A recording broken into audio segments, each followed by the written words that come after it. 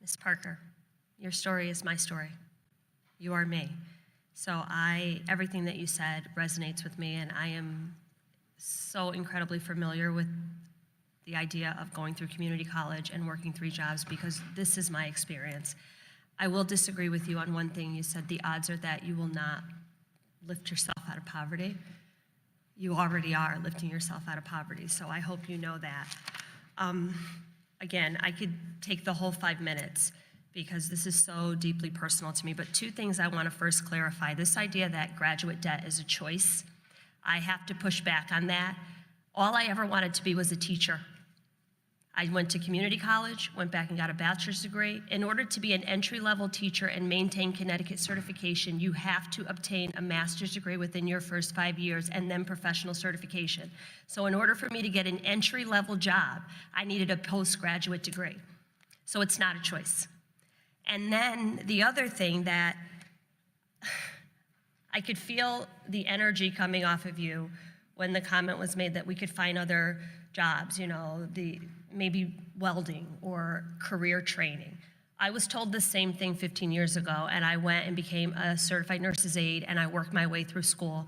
But my question then and my question is now is exactly the same. Don't I get to dream? Don't I get to have aspirations? Don't I get to provide a professional future for my children? So I, on purpose, chose professors that would allow me to bring my kids to class. You know, I, on purpose, did those things. And what I will tell you, Ms. Parker, is that in the space of 7 years, I went from being the first person in my family to ever graduate from college to being a second-generation college-educated family because for my daughter, she saw me every day going to school, and it was never an option. And she went to college, and she, too, is a teacher now.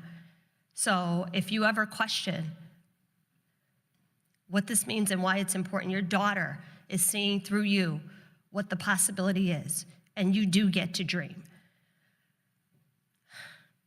So my question, I guess, is for Chancellor Morrison-Shetler.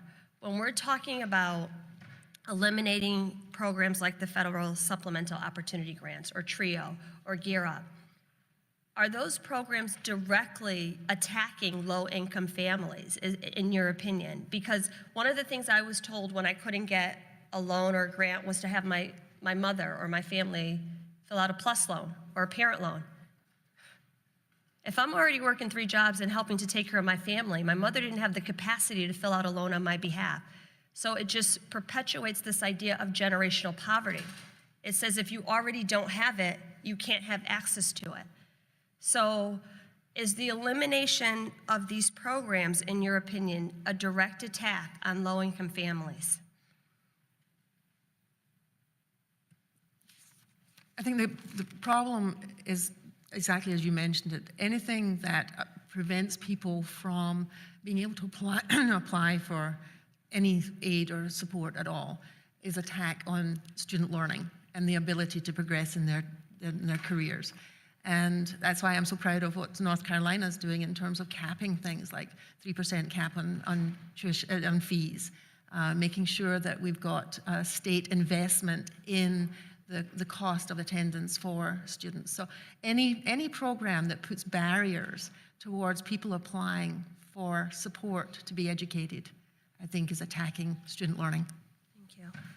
And then for the remainder of my time, Ms. Parker, actually, you figured it out a lot sooner than I did. My children were older than Journey when I decided to go back to community college, but I still would have to create opportunities for childcare and to bring them to class to do different things.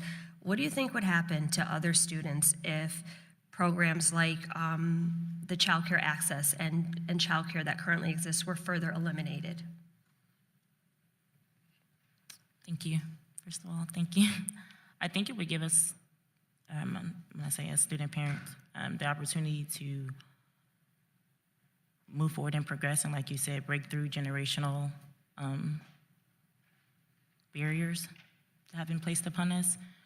I think that if I know that there's a safe place for my child